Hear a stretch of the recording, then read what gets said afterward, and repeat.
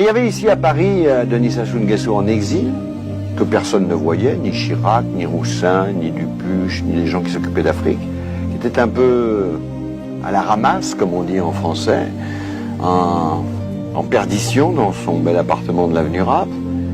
Et on a beaucoup parlé, on a travaillé, et on a réfléchi. À l'époque, il avait plutôt le sentiment qu'il ne retournerait jamais, en tout cas pour diriger son pays, puisqu'il avait été battu après le forum de 92-93, et il était battu aux élections. Il était, au fond, assez malheureux de voir qu'après tant d'années passées au pouvoir, depuis l'assassinat de Marianne Gouabi, et lui-même chef de l'État jusqu'à 92-93, il était battu par le peuple, par des élections populaires.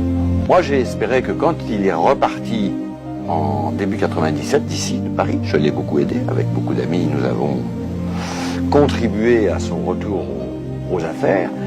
Moi, j'espérais surtout qu'il appliquerait un programme, des projets, allant dans le sens d'une meilleure éducation, d'une meilleure santé, d'une réparation du CFCO, du chemin de fer Congo-Océan. Tout ça, malheureusement, a contribué à l'arrivée de Sassou Mpila et au pouvoir.